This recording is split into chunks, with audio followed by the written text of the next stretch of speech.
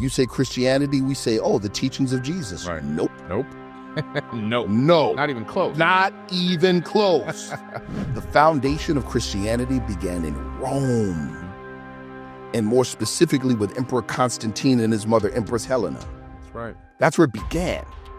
And they chopped and screwed the teachings of Jesus. Whistleblowers that were part of, or purport to be part of certain special access programs that spoke exactly to that. They said, we've seen, dealt with, done autopsies on, etc., interacted with various types of aliens.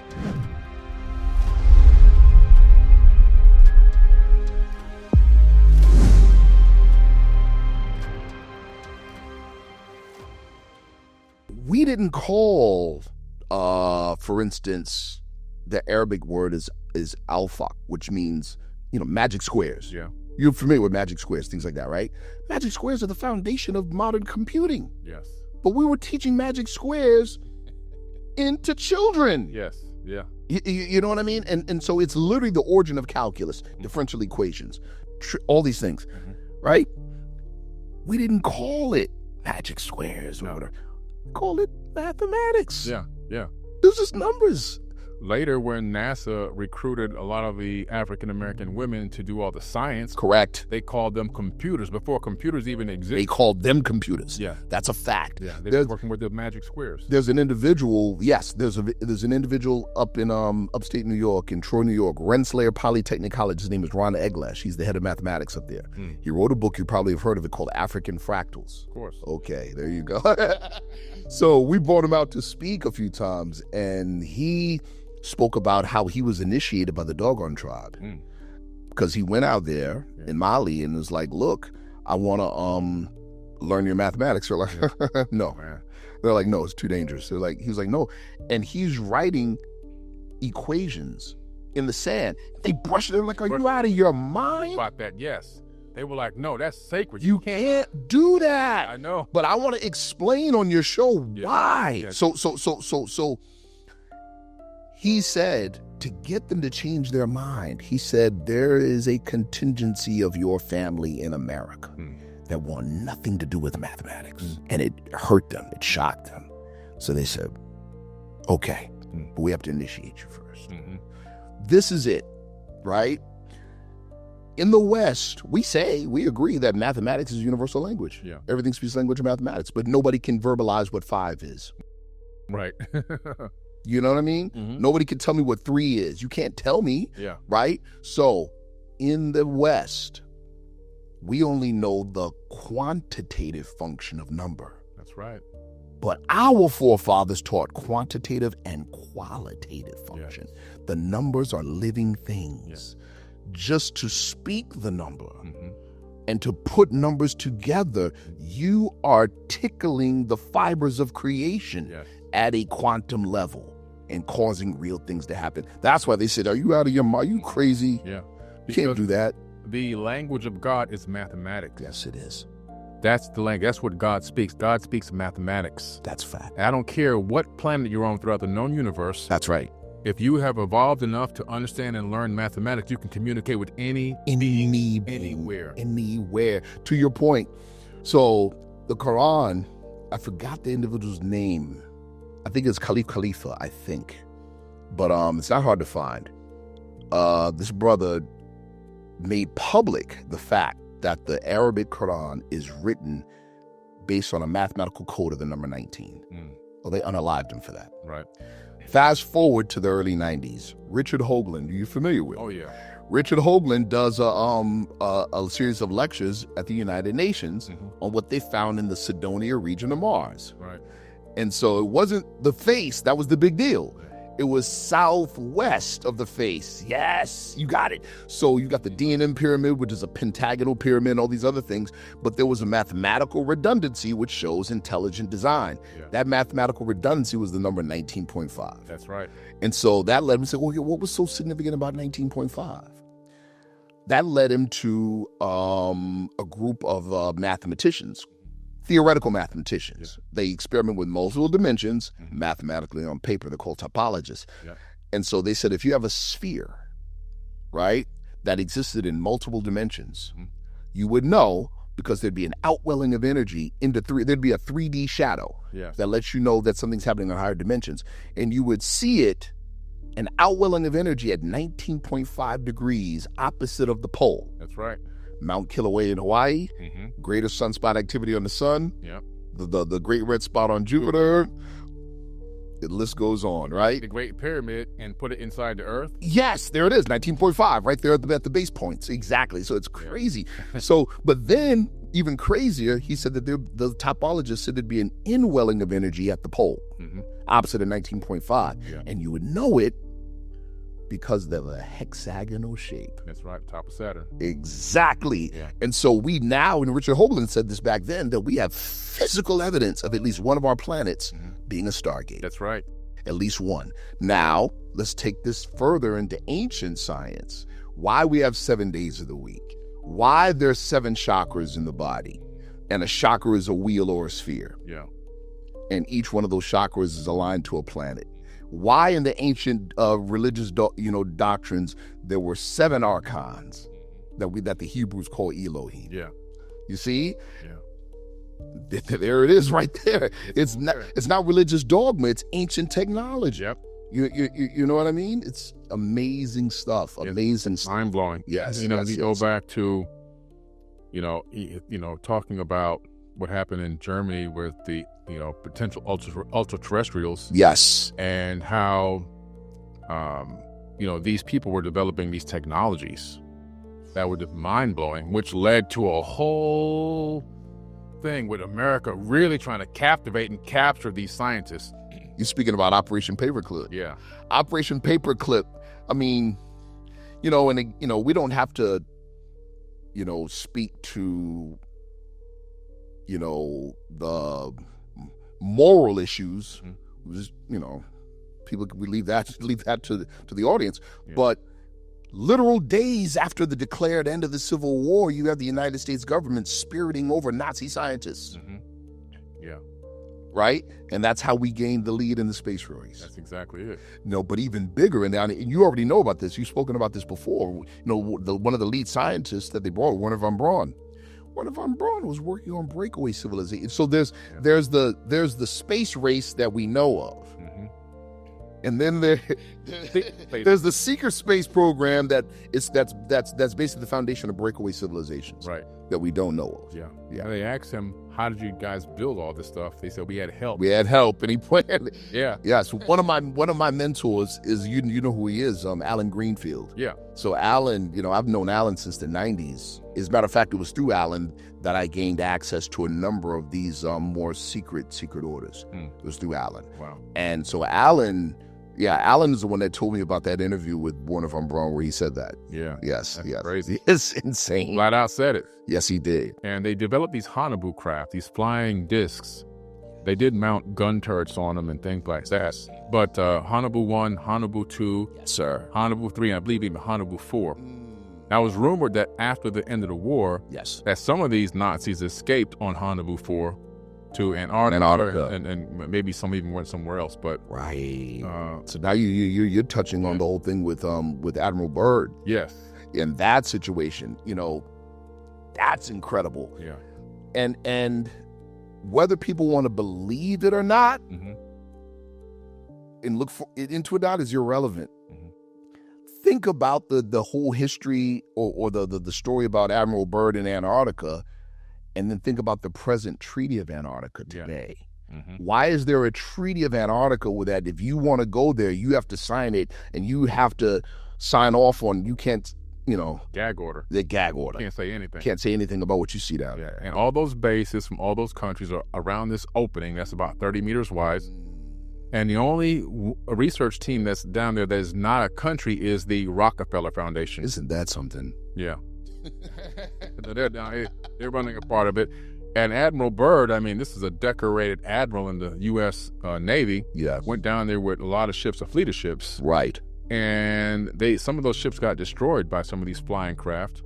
And he made a press statement saying that we are confronted with a new enemy, one that can fly pole to pole with incredible speed. That's right. That's what he said. They sent him back to America with his tail between his legs. That's right. Sure did. And then he gets back, of course, he's debriefed, you know, his Yeah. diary. Hey, took that. And they're like, look, yeah, you're not talking about this. Yeah, they don't say nothing else. That's right. And people think that Project Paperclip was when, you know, we went over to, of course, Germany and we took these scientists, but it wasn't just a few scientists. That's a They fact. took close to 2,000 Nazis. That's fact. Some of them ended up in the CIA, in the head controlling areas of the CIA, right? FBI. You brought it up. I wasn't going to say it. Yeah, that's right. Started creating 3-letter agencies for these guys. That's literally created 3-letter agencies. Crazy. Isn't that something? And put them in control and power. So in a way, America became the Fourth Reich. Yes. Yeah. All right. See, brother, you got courage. So you know what? that just amped me up. Good. Okay. So yes, that's correct. That is correct, and that's very accurate to say. Yeah. It really, really is. You know, it may ruffle some feathers, but that's accurate to say. You know, now for me, it's like it's like when you have children and they lie to you or they hide something. You find out they're hiding. You know, okay, why? Yeah. What is it that you're hiding? What is it that you don't want me to know? Yeah. Why are you going through so much? And they're going through a lot to hide something.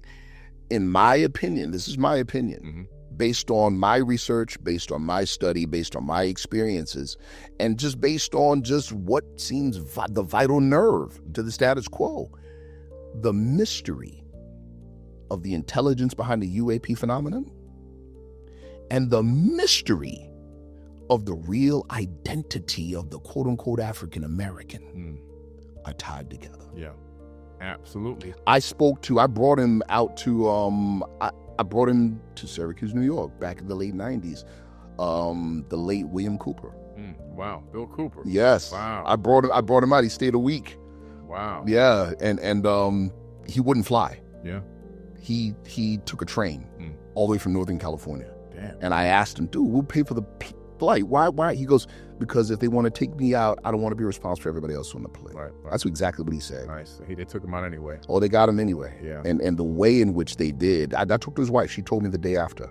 And I'll speak to her. I'll share that. But he said this.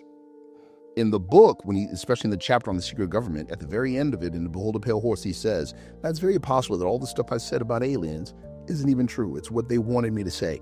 He goes, but regardless, the technology's real. And so when we spoke to him that week and we asked him about that, he was convinced. He said, yeah, what they told us about aliens is not real. He goes, we're not saying that they're not aliens or that they doesn't exist. He says, what we were told isn't real. He said this. He said, we said, then what is it then? Yeah. He said, there's what we have that we're struggling to come to parity with what they have. I said, who's the they? Yeah. He said, an unknown reality. Wow. And that's all he would say. That's all he would say. He said, an unknown reality. Yeah. You see? And so, again, speaking to what a little man from Sandersville, Georgia, with a 4th grade education was teaching his followers in Detroit, Michigan, and in Chicago in the 30s on a chalkboard. He said, no, these aren't aliens. These are human beings. Wow. These are human beings. He was teaching in the 30s, and the FBI, when they raided, they took the whole chalkboard. Damn. Yeah. Sound like that. Yeah, they took the whole chalkboard. And I believe it, because in my TV series, Anunnaki Ancient Secrets Revealed, Come on now. I talk about this war that started in the Pleiades. Yes. And that this being, this form that we're in, this bilateral bipedal hominid, 2 forward-looking eyes, hands that can manipulate the environment, this is the structure that I believe that permeates the universe and even in other dimensions. Like, this is a form that has the capability to build a ship, to create technologies like portals and stargates that can open up and take you places. A whale is 10,000 times smarter than a human being, but they don't have these. Isn't that something, brother? That's so big what you're saying, because there's been a number of whistleblowers that were part of, or purport to be part of certain special access programs that spoke exactly to that. They said, we've seen, dealt with, done autopsies on, etc., interacted with various types of aliens. So, but the predominant form, and there's different forms, of course, but the predominant form is the 5-star form. Yeah. 2 arms, 2 legs, and a head. Vitruvian man. And that, yes. And so from our perspective in the Moorish Science Temple of America, right? When in religious dogma, when it says heavens and earth, we're not talking about the specific planet Earth. We're talking about 3-dimensional space-time. Right. So no matter where you are in 3-dimensional space-time, you get it? Yeah. If you see the 5-star shape, we can call that humanity. Exactly. So we have to expand even our thoughts on what humanity is. Man, that's real. You see what I'm saying? Yeah, that's real, man. Yes, sir. Yes, sir. So real. And you know, some of these ultra-terrestrials, people in higher dimensions, they could show up in the ancient past. They show up in Dendera at the Temple of Hathor, and these Hathors, according to the ancient Egyptians, they were elementals. Yes. And so they were multidimensional beings that would nudge and influence mankind in particular directions. And they were also in charge of these birthing chambers to help the replication and duplication of mankind to what end I don't really fully truly understand. I've tried to understand it completely, but it wasn't just about being a slave. It was more to it than that. Yes. But when you look at a movie like Interstellar, yes, you know, and the guy, his ship breaks apart and he falls into the Tesseract. That's right. Hypercube. That's right. And he can see his daughter in different rooms. It gives you a really good understanding of what we're talking about. Higher dimensional, being able to see the past, present, and future at once. When you first saw the movie Interstellar, did you feel like you were being initiated? Oh man, for real. Oh my goodness. I was like, this is just connecting every dot, confirmation. You know, it was just like, wow, okay, I see now. I've been talking about the Tesseract for over 10 years before I saw it. Exactly. So you brought up Hathor. Huge. Yeah. Are you familiar with a real live Indiana Jones? His name was Sir Flinders Petrie. Yeah. Okay. Oh, here we go. So in 1901, well, let's go back. Yeah. The book of Exodus. Moses, you already know what I'm talking about. Moses, right, kills the Egyptian soldier on the run, goes to Mount Horeb, meets his future father-in-law, right, Lord Jethro, goes up on top of Mount Horeb and gets initiated, right? He meets the God of the Lord of the burning bush, in the Hebrew, El Shaddai, Lord of the mountain, right? And in later years, or in a later time, bring the children of Israel to the same foot of that same mountains and back up there again. Yeah. Okay. To get his tablets. While he's up there, the Hebrews are like, oh man, is he coming back? Aaron goes, look, what do you want me to do? We need something to worship. He builds a golden calf, right? And then Moses comes down off the mountain. He's angry with them, burns the golden calf, strews it on the water, and makes them drink. You already know where we're going with this. So fast forward to 1901, 1903, Sinai Peninsula. Sir Flinders Petrie is up on top of the ancient Mount Horeb. Yeah. It's now called Mount Sinai? Serabit al-Qadim. Oh, Serabit al-Qadim. Yeah. Okay. And he finds an ancient Egyptian temple dedicated to the goddess Hathor. Of course, her emblem is what? Golden calf. That's right. That's her emblem, right? And all kinds of hieroglyphic references to stone and bread. Yeah. Shamana or mana, right? Huge vats filled with what he thought was a white ash. Yeah. But you know what it was. It's this gold. That's right. That's right. Exactly. Yeah, gold. That's what it was. And so they were that temple was literally a manufacturing plant. And it solved the mystery as to why other nations, right, were bringing their metal gold there, and then later to King Solomon. Yeah. You know, and so, exactly. So we're talking high-level technology in ancient time. Oh, yeah. You know what I mean? They knew how to take care of this animated avatar. Come on. You know, they knew how to take care of it. They understood that it was technology. It was technology. Yeah. And so you've got, John Rayhart, for instance, today, who's just an egghead physicist. That's all he is. He's not really a spiritual guy. Yeah. But he's explaining these things. He's like, wait a minute. Okay, so monoatomic gold or M-state elements. Yeah. Right? when I first learned about this from the late Lawrence Gardner, that's where I first learned about it about 12 years ago. And I said, oh, man. And so I've been researching it for that long. Yeah. And my whole thing, because, being a Qigong instructor, and we teach medical Qigong, or, whatever. My whole thing is there's got to be room temperature superconductivity capabilities in biological systems. Yeah. In people. It has to be. And I was pestering Hal Puthoff for like over a year about it. And he was like, oh, yeah, possibly, maybe, right? I come across John Reinhardt, and then I learn about David Bohm, and I learn about Mei Wan Ho. Yeah. I mentioned it to him, and he goes, oh, yeah, I met her once. I'm like, could have told me that a year ago. But he wanted me to put the work in, so I really appreciate it. But anyway, John Reinhardt is speaking about how M-state elements in the body connect and interface the physical 3D body with the higher body on the implicate order. In other words, what religious teaching says, the soul body. Right. The higher body, right? Your higher self. What? Thank you, brother. So, the prior to the realization of this, classical biology would say, well, our cells repair themselves because of information from the DNA. Sometimes DNA repairs itself. That's right. Where does it get its instruction from? Yeah, exactly. You know what I'm saying? From the ether. There you go. And so M-state elements, right? As you already know, I'll say for the audience, let's take an M-state element is an element that, let's take gold. You have a gold atom. It has, its electrons all orbiting in their own orbit. But then when you act upon it with a high energy system like electric arc for a period of time, it causes the nucleus to elongate like a cat's iris and then flex so that the electrons form what they call a Cooper pairing. When this happens, they all rotate in the same direction, hence the term monoatomic. Yep. But when that happens, the metal-to-metal bonds fall apart. So you have pure gold, but it's no longer a metal. Yeah. It's a powder. Yeah. The atoms are individual, and it forms what's called a Compton radius vortex. Compton radius vortex is the smallest thing with mass that can exist in 3 dimensions. But it's called a Compton radius vortex because it's a miniature wormhole. It's a miniature wormhole, right? So it is a direct interface between 3 dimensions and higher dimensions. Right. Direct interface, and it exists right in the human body. It's right here. It's right here. Local. And back to our point about transhumanism, yeah, having machines and tech attached to the body, that's cool. We don't need it. Yeah.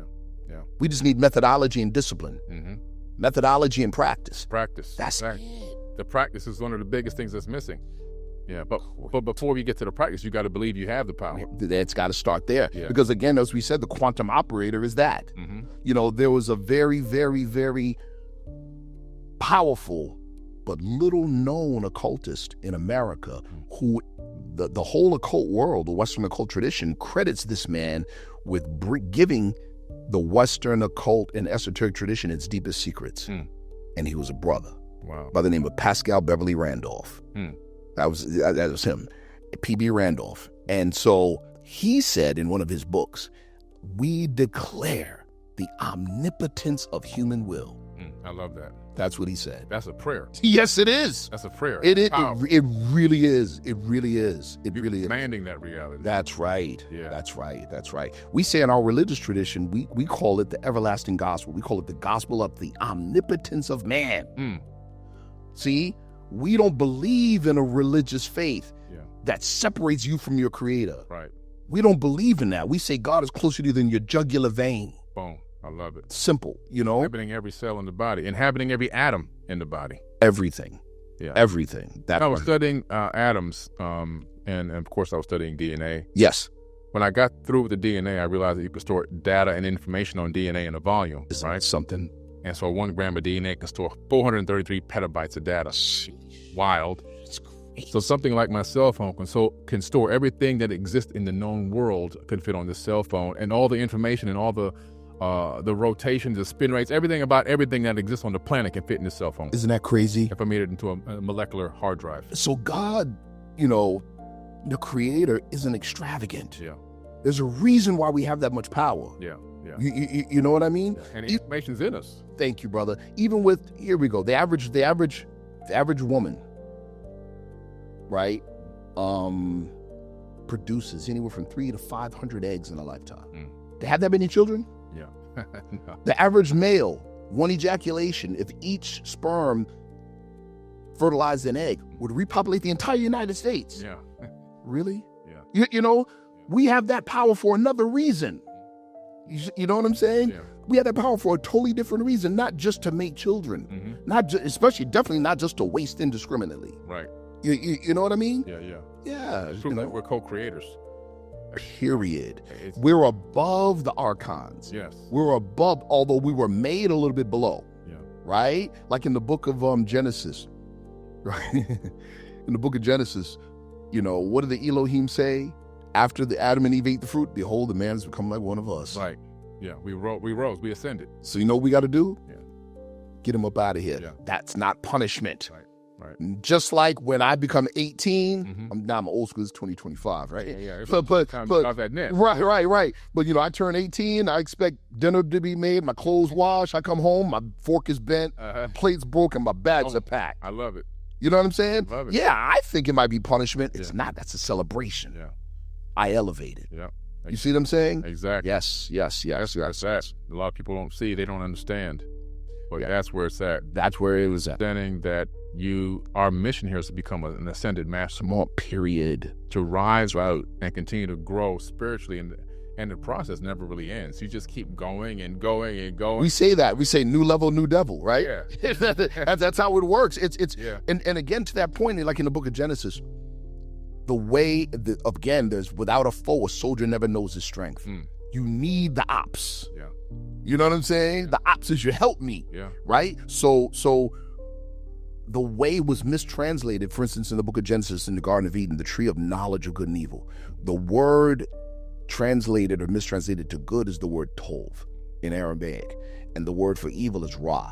Tov doesn't mean good. It's simply that. Tov means to make stagnant, to make still, to make immovable. Ra means to stir up, to agitate, to cause motion. Gotcha. You see what I'm saying? Yeah. So what's really good and what's really okay? See, stagnation brings decay. Stagnation brings retardation. Right. You see what I'm saying? Entropy. And so that through that mistranslation, the whole Western world has been taught to run from the very thing that would elevate you. Yeah. Hence, I want the beach body, so I'll just take this pill because somebody advertised it at 3 a.m. while I'm half asleep, eating a bag of chips. Exactly. Instead of get up at 5:30 and go jog around the block. Yeah. You know? Facts. And so it's like the whole, we're so messed up in our thinking. Yeah. The movie Frankenstein, we think that the name Frankenstein was the name of the monster. That was the name of the doctor. That was the name of the doctor. You know what I'm saying? That was a doctor's name. And what did he do? Made a monster and ran from the rest of the movie. Yeah. That's us. Yeah, just another metaphor. Yes. Another metaphor for reality and what we're dealing with. Talk about the Nicene Council. When you were dealing with we were watching, and you were dealing with this West Huff situation. Yeah. And so I'm a martial artist. Yeah. You know what I mean? So it not just is every aspect of combat. Right. More importantly, strategy and tactics. Yes. Right. So we were looking like, that's our brother. And he starts, and then we hit him. We're like, wait a minute. Here's the obvious thing. He's defending Christianity. His Christianity began in Rome. That's right. It didn't begin in Jerusalem. No. It did. You see what I'm saying? Yeah. So there's the vital nerve, right? There's the vital nerve. Most of us, again, thinking within a box that we didn't create. You say Christianity, we say, the teachings of Jesus. Right. Nope. No. Not even close. Not even close. Yeah. Not even close. What we call Christianity today does not have a monopoly on Jesus. No. Jesus didn't teach Christianity. No. As a matter of fact, the book of Acts in the Bible says they were first called Christians in Antioch, Greece, and it was a slight. Yeah. It was a slander to say that. That's what it was. Yeah. So he didn't teach Christianity. Yeah. What happened was that Rome flipped and bounced, chopped and screwed the story of Jesus. Yeah. And I want to touch on why that was important to do that, because it was preeminently important. But The foundation of Christianity began in Rome, and more specifically with Emperor Constantine and his mother, Empress Helena. That's right. That's where it began. And they chopped and screwed the teachings of Jesus. The whole idea of Jesus being a virgin. Yeah, fabricated. And unmarried. Fabricated. The whole idea of him being the physical son of a spirit God. Those were political decisions made at the Nicene Council. That's right. And that's it. They were political decisions made at the Nicene Council. The Christian landmarks in Jerusalem were handpicked by Constantine's mother, Empress Helena. They're not real. That's coming out of your mouth now. They're not real. Yeah. They're not real. West Health, we could talk about it. Yeah. You know that, but they're not real. Yeah. And that's just the truth. See, it's just the truth. But the Nicene Council is the foundation, not just of what we call Christianity today. The Nicene Council set the foundation stones for the present Western world narrative. Correct. That we live under. That's right. That is the key thing. It shaped the worldview that we were mentally enslaved to. Yeah. You see? So that, if no other reason, there's many others, but if for no other reason, that's what makes the teachings of Prophet Noble Drew Ali and the Moorish Science Temple of America, organizations like the Nation of Islam, because you're talking about a decolonized narrative, a decolonized worldview. That's the thing. You see? You know, Jesus, okay, why is the story of Jesus so important? So you're familiar with Carl Jung? Oh, yeah. Yes, archetypal, psychology. And psychology, and especially in the West, was developed as a search for evidence of the human soul, right? Okay. So in other words, a search for evidence of what David Bohm, Rupert Sheldrake, and Mae-Wan Ho gave scientific evidence to the fact of through quantum physics. There you go. The evidence of a higher self. Right. So thought, we teach in the Moorish Science Temple of America, thinking, understanding, reasoning, and willing. Call these not the soul. They're its actions and not its essence. But guess what? They're proof of its existence. So the fact that you're thinking means that you have activity on a higher dimension. That's very simple, but very amazing to contemplate. Now, I say that to say this. Carl Jung developed what's called archetypal psychology, as you already know. In other words, he did his little sabbatical, just like Descartes did. Right? Descartes thinking. He goes, wait a minute, I'm thinking. Cogito ergo sum, right? I think, therefore I am, right? So he did a similar sabbatical and then came up with the conclusion, there are constructs in my mind that are not of my making. Ooh. In other words, we have patterns so deeply embedded in the human psyche that they govern and direct human activity even though we're not aware of them. Exactly. Right. So think about it. Anyone who's aware of these patterns and can manipulate them, they run the world. Yes. They run the world. So why is the story of Jesus so important? One of the deepest patterns in human psyche, no matter where you are, is what happens after you die? That question. The story of Jesus, whether you believe it historically, whether you don't believe it historically, whether it's whatever, is irrelevant. The story of Jesus answers the question. The story of Jesus is so important because the story of Jesus represents the next stage in human evolution. Exactly. And so whoever controls that controls the world. They control the world. You saw it in that movie with Denzel Washington. Yes. Right? That movie called Book of Eli. The book. That's right. The bad guy in that movie, he knew that if he can just find one Bible. Just one Bible. And take the narrative of Jesus. There you go. He can read now, the world was going to read probably after the post-apocalyptic situation they had, but he would then retake control of the planet and the people's minds through the dogma. That's exactly it, man. That's exactly it. So we teach, for instance, in our religious tradition, the Moorish Science Temple of America, we say there is no failure for the human soul. For Allah's leading on and victory is sure. In other words, everybody's going to get there. I love it. Sooner or later. Yeah, I love it. Everybody's going to get there. Yeah. You see what I'm saying? And we see man and Allah are one. While Allah lives, man cannot die. Yes. It forces such a huge change in narrative that it's a paradigm shift. We can no longer think that we have to get rid of the thinking that the departure of our soul and spirit from our flesh is death. Yes. Two separate things. Thank you. The avatar body, the biological material robot, machinery, that will then be reabsorbed into the universe. Come on. And recycle. Come on. That's right. It doesn't even die. Come on. Now, you're talking science or religion? Yes. Yeah. You see what I'm saying? Exactly. That's it. You know, there is no, the Rosicrucian tradition teaches about a separation of religion and science, but an eventual remerging in the understanding of the masses. See, the enlightened, whether good or evil, already know that there's no separation. There's none. They already know, and they take advantage of it. They exploit it. They exploit it to, our ignorance. Yeah. Right? Fear. Yes. Once they put the fear in you, they can mold you, bend you, twist you, contort you. Yes. They can make you believe the most craziest thing. Evil is easy. Very easy. Yeah. Evil is easy. We say, like when we talked about the mistranslation of good and evil, the tree of knowledge of good and evil. We're taught that good is ease. Yeah. We're taught that evil is agitation. No. Agitation brings growth and development. Right. Ease brings stagnation and death. Yeah. You know what I mean? So it's too easy. Yeah. We say when men fear Allah and take him for a foe, they dress up fancy men in fancy garbs and call them priests. Today we say politicians. Yeah. You know what I mean? In other words, you think for me. Yeah. Yeah, exactly. You think for me. And whoever's most popular, that's who I'm rocking with. Yep. It's crazy. I'm going to go with the clout. Isn't that something? The clout. And that's what, right. So when your situation with Wes Huff, at a particular point, he sounded like Charlie, to those who know better. Right. He sounded like Charlie Brown's school teacher. Yes. Wow. Exactly.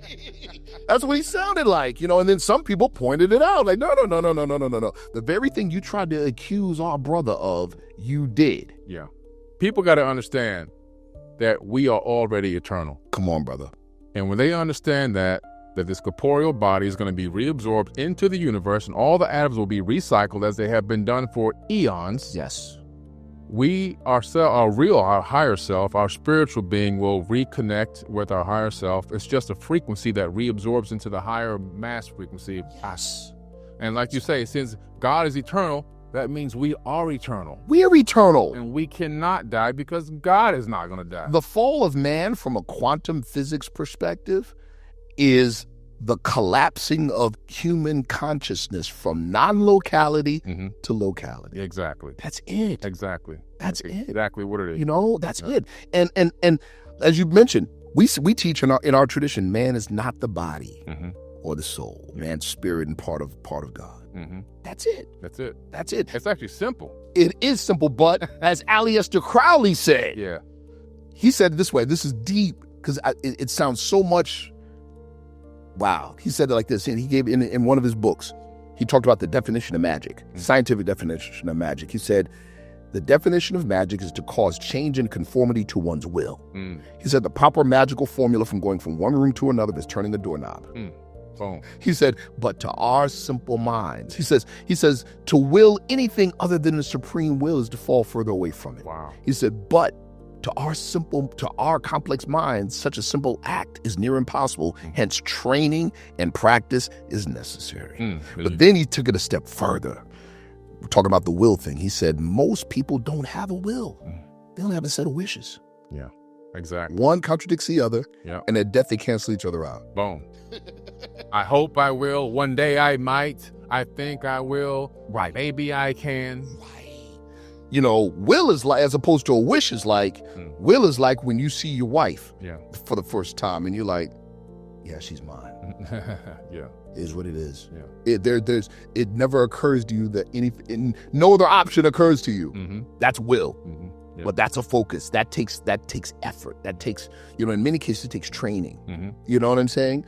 Yeah. Facts. They have to put the work in. But what you said again back about we were talking about the Nicene Council.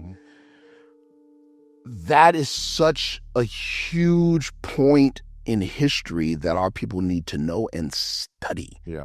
So they can understand the type of thinking we've been Programmed with. There you go. There's the word, programmed with. We've been programmed to think a particular way. So, and because you're programmed to think in a particular fashion, it doesn't matter what you know. It doesn't matter what you know. Yeah. You can get right information, but you have the wrong perspective and wrong narrative. Exactly. So you'll kick it out just like the Smithsonian Institution did with all kinds of artifacts. Oh, yeah. But did not fit the narrative. Put away all the artifacts from Egypt that was in the Grand Canyon. Isn't that something? Yeah. It's because it didn't fit the narrative. It didn't fit the narrative of isolationism, you know? And so, and you know, it just didn't fit the narrative, so we're going to get rid of it. Exactly. And that's what we end up doing psychologically. We've got people that look like you and me that'll see a pyramid on the back of a dollar bill and call it satanic. Right. Build pyramids. What are you talking about?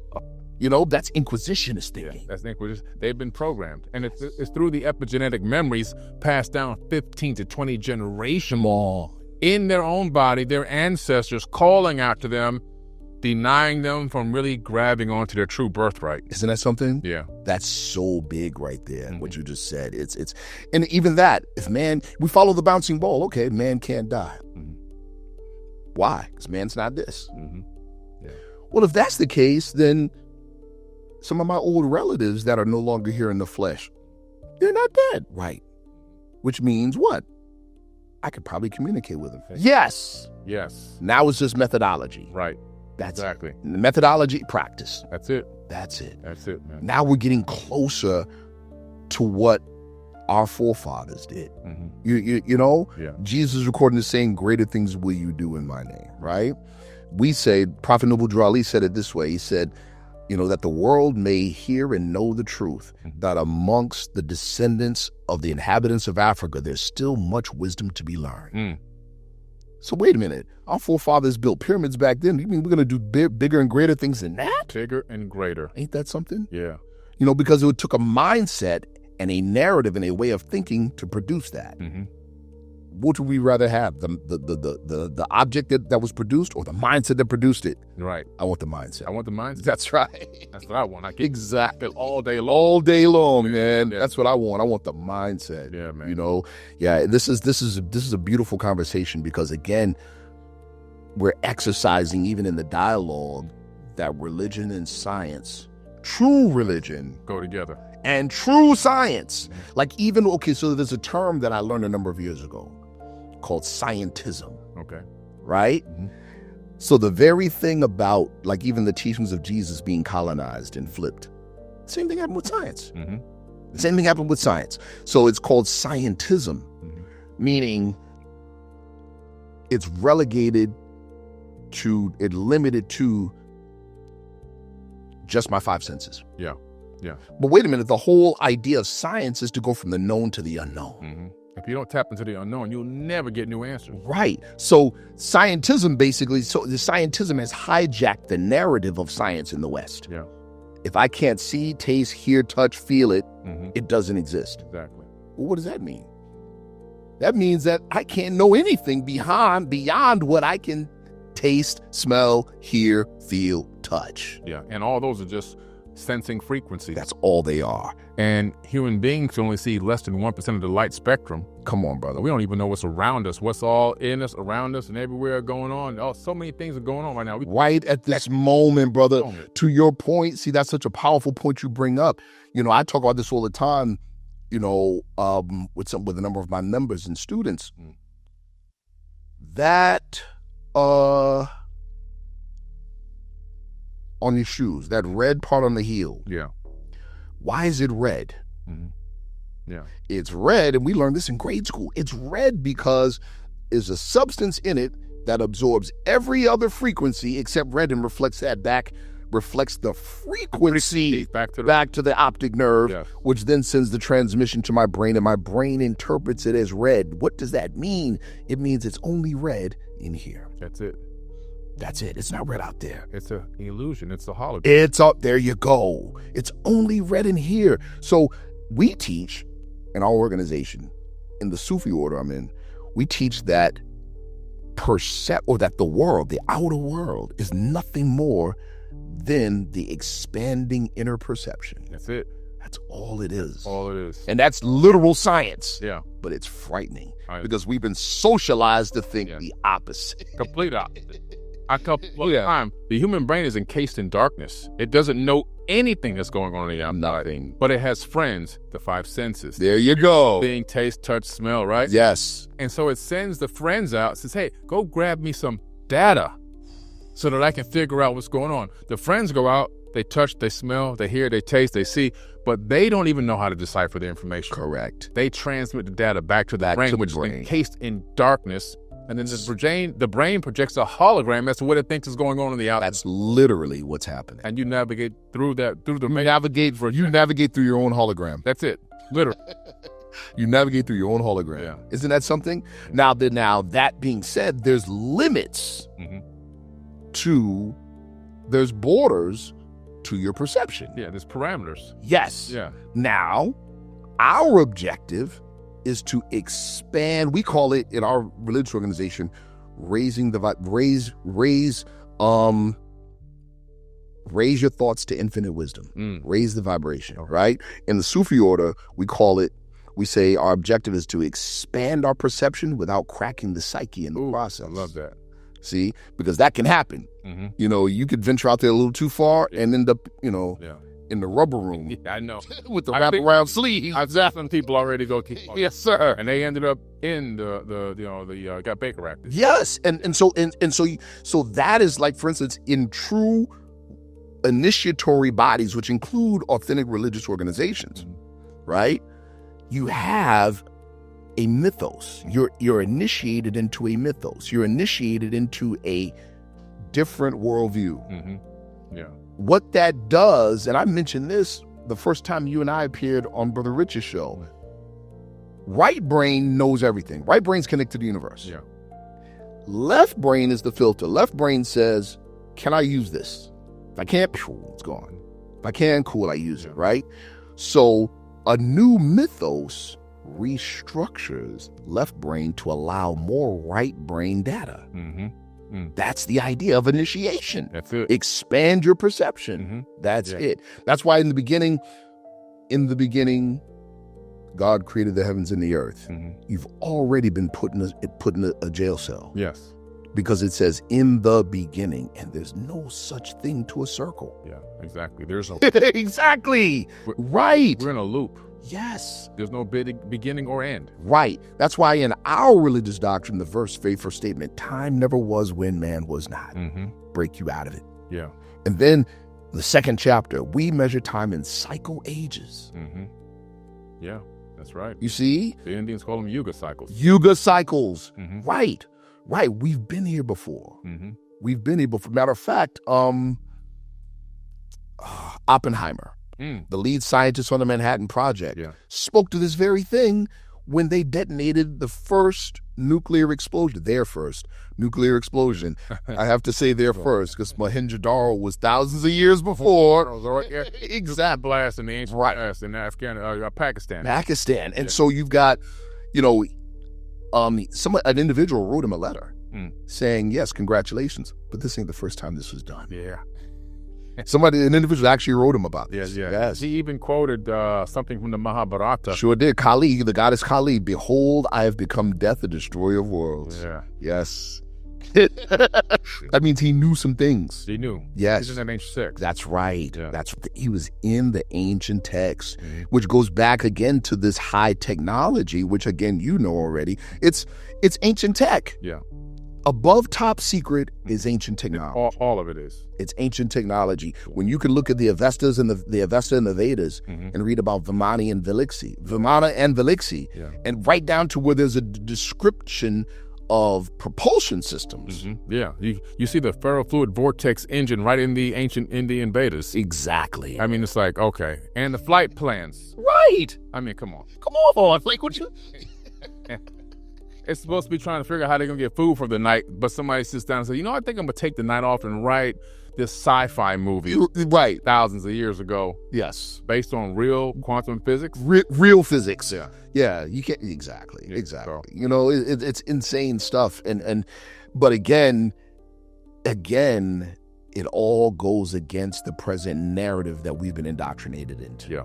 Yeah. So even when, I know you've run into it in your travels and in your teaching and in lecturing, where you're showing people book, chapter, verse evidence, and they're just going, because their mind can't stretch because they're stuck in the narrative. Yeah.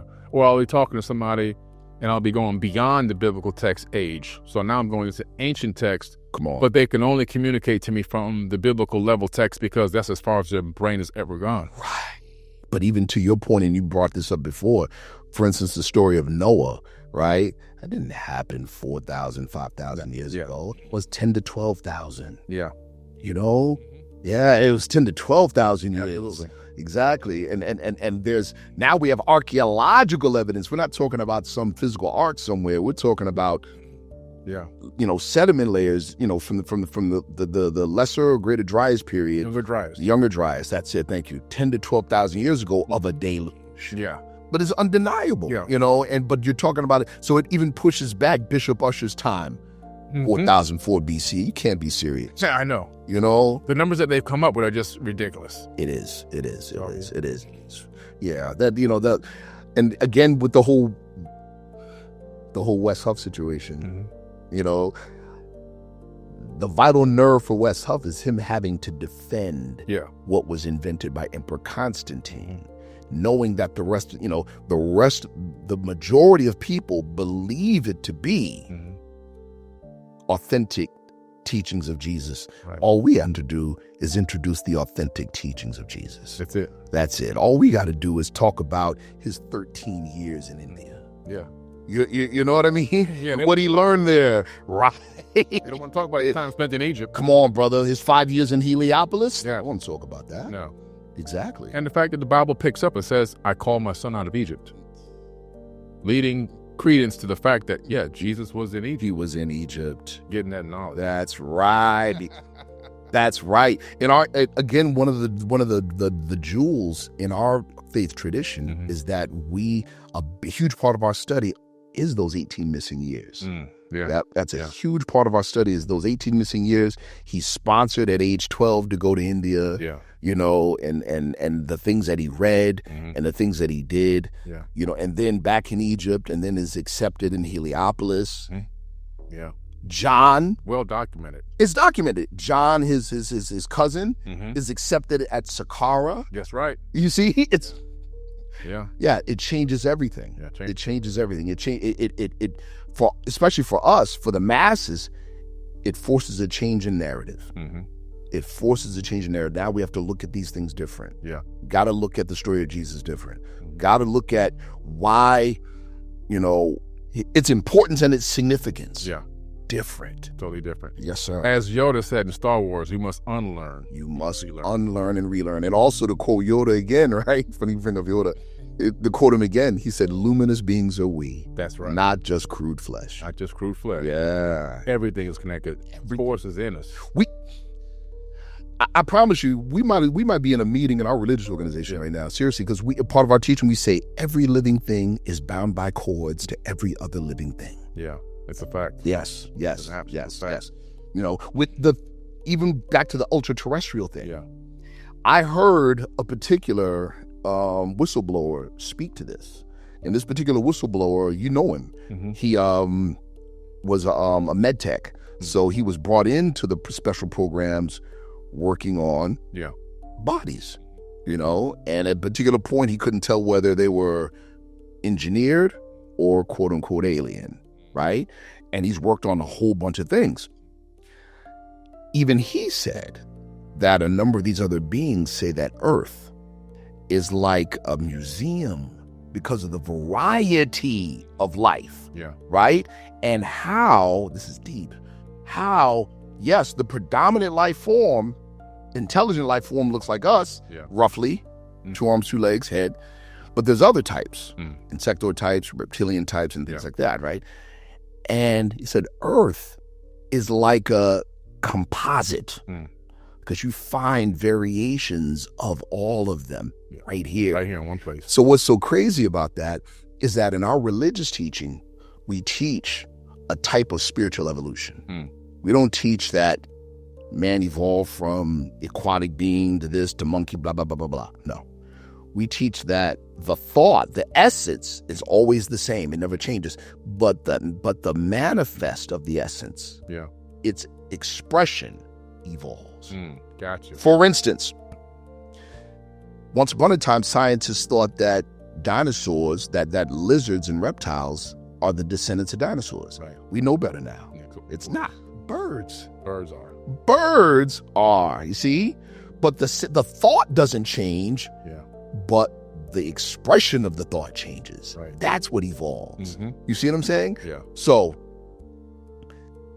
that falls exactly in line. So we say that there's different levels of expression. Yeah.